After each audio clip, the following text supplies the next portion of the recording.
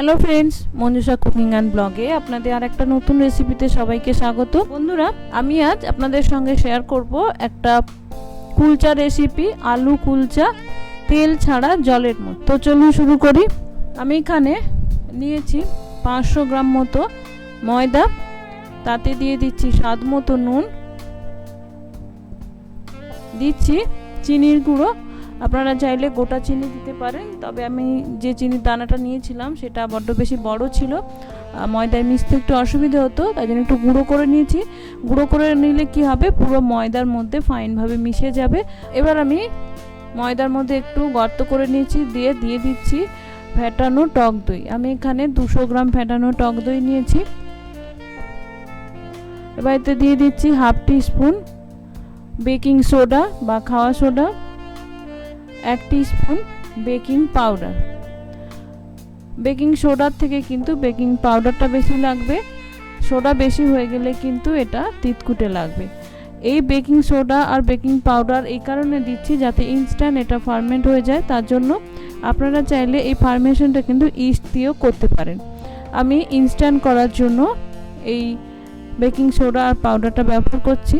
আপনারা মিনিট 2 রাখলেই বুঝতে পারবেন যে কত তাড়াতাড়ি এটা ফার্মেন্ট হয়। দেখুন, আমি আপনাদের ক্লোজ থেকে দেখিয়ে দিচ্ছি যে কত তাড়াতাড়ি এটা ফার্মেন্ট হয়ে গেছে। এবার আমি দিয়ে দিচ্ছি একটু রিফাইন অয়েল, 1 টিস্পুনের মতো। খুব বেশি তেল দেওয়ার কিন্তু দরকার নেই, খুব বেশি তেল দিলে কিন্তু এটা খাস্তা হয়ে যাবে। এবার এটা আমি ভালো করে মেখে নেব হাত দিয়ে। প্রথমেই কিন্তু জল দেব না, জল দেওয়ার আগে ভালো করে একটু মেখে নেব, তারপরে দেখব কতটা জল। দেখুন, আমি ভালো করে ময়দার সঙ্গে দইটা মিশিয়ে নিয়েছি। এবার আমি জল দিয়ে মেখে নেব। একেবারে কিন্তু জল দিয়ে দেবেন না, তাহলে জল বেশি হয়ে যেতে পারে। অল্প অল্প করে দিয়ে এটা ভালো করে মাখতে হবে, তবে এটা একটু নরমই মাখা হয়, বেশি শক্ত করে কিন্তু মাখা দরকার। দেখুন, এরকম কিন্তু নরম হবে। এবার এটা আমি ভালো করে একটু ঠেসে নিই। 5-7 মিনিট ঠেসে নিয়েছি। দেখুন এরকম আছে, নরম হয়েছে, শক্তও কিন্তু না, এরকম নরম থাকতে হবে একটু। এবার এটা যাতে ফেটে না যায় হাওয়া লাগলে, তার জন্য আমি একটু উপর থেকে তেল মাখিয়ে রেখে দেব। এরকম তেল মাখিয়ে আমি ঢাকা দিয়ে রেখে দেব 0.5 ঘন্টা থেকে 40 মিনিট মতো। এবার ময়দাটা সেট হতে আমি এখানে আলুর পুরটা করে নেব। তার জন্য এরকম 3টে আলু নিয়েছি, আলুটা গ্রেট করে নেব। গ্রেট করে নিলে এইটা সুবিধা হবে যে অনেক সময় আলু সেদ্ধ হওয়ার সময় ভেতরে শক্ত থাকে, হাত দিয়ে মাখলে অনেক সময় দলা থেকে যায়। এরকম গ্রেট করে নিলে কোনো রকম দলা থাকবে না। আলুটা গ্রেট করে নিয়েছি। এবার দিয়ে দিচ্ছি বিট নুন হাফ টিস্পুনের মতো, আর বাকিটা এমনি সাদা নুন স্বাদ মতো।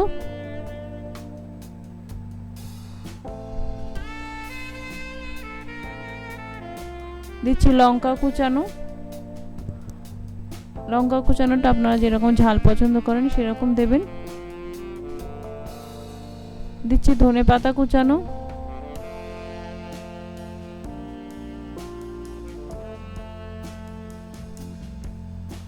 আদা কুচানো,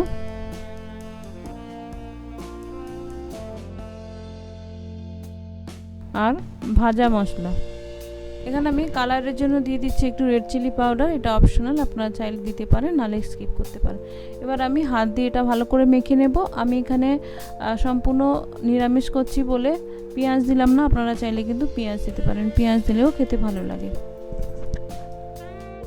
এবার 40 মিনিট পর দেখুন ময়দাটা সুন্দর সেট হয়ে গেছে। দেখুন পুরো নরম হয়ে গেছে এবং ফুলেও গেছে।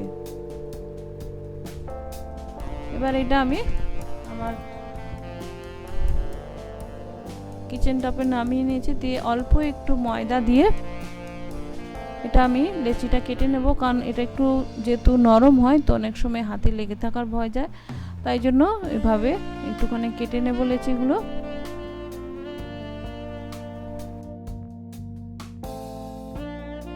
এরকম সাইজের করব, খুব বেশি বড় কিন্তু করব না, তাহলে কিন্তু কুলচা অনেক মোটা হয়ে যাবে, কাঁচা লাগবে।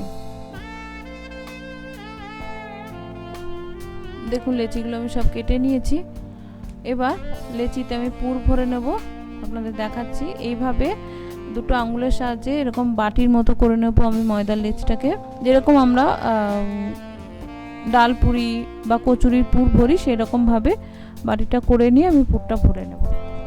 যে আলুর পুরটা করেছিলাম সেটা আমি 1 চামচ মতো দিয়ে দিলাম মাঝখানে। দিয়ে এবার আমি যেভাবে করছি সেভাবে দেখে নিন, যে এইভাবে যদি বন্ধ করেন তাহলে পুর বেরিয়ে যাওয়ার ভয় থাকবে না।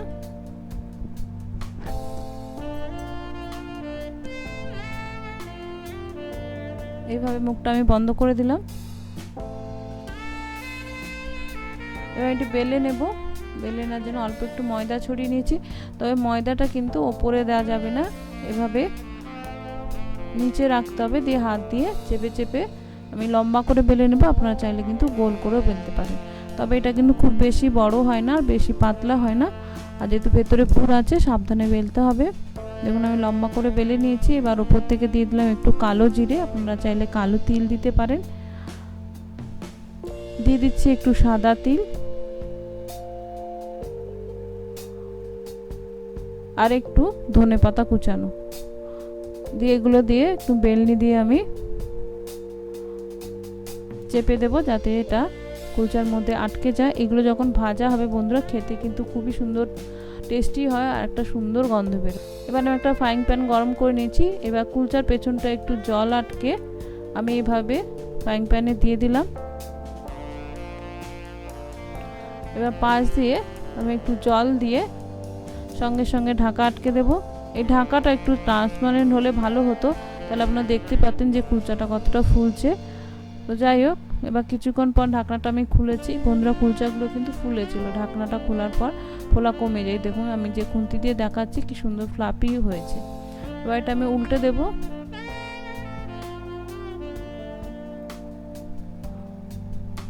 উল্টে দেওয়ার পরে আমি এদিকটা একটু মাখন লাগিয়ে দেব। আপনারা চাইলে ঘি লাগাতে পারেন বা এমনিও রাখতে পারেন, কোনো অসুবিধে নেই। তবে বা মাখন বা ঘি দিলে এটা একটু খেতে বেশি টেস্ট হয়, তাই জন্য অল্প একটু মাখন বা ঘি মাখিয়ে দিলাম। এই দিকটাও দেখুন হয়ে গেছে। এর উপরেও আমি একটু মাখন লাগিয়ে দেব। তো বন্ধুরা রেডি আমার আলুর কুলচা। আমি কিন্তু কোনো রকম তেল ব্যবহার করিনি, জল দিয়ে কিন্তু করলাম, দেখলেন আপনারা। আশা করি আপনাদের ভালো লাগবে। আর এগুলো কিন্তু গরম গরম খেতে খুবই ভালো লাগে। তো বন্ধুরা আমি এখানে কয়েকটা করে নিয়েছি, তারপর আপনাদের দেখাচ্ছি। আমি এই কুলচা আমি যে চিকেন পাটিয়ালাটা করেছিলাম সেটা দিয়ে সার্ভ করেছিলাম, খেতে কিন্তু অসাধারণ লেগেছিল। আশা করি আপনাদের ভালো লাগবে। এছাড়া আলুর দম দিয়ে ভালো লাগবে, কষা মাংস দিয়ে ভালো লাগবে। তো আশা করি আপনাদের ভালো লাগলে অবশ্যই কমেন্ট করে জানাবেন, বন্ধুদের মধ্যে শেয়ার করবেন। নমস্কার, ধন্যবাদ, ভালো থাকবেন।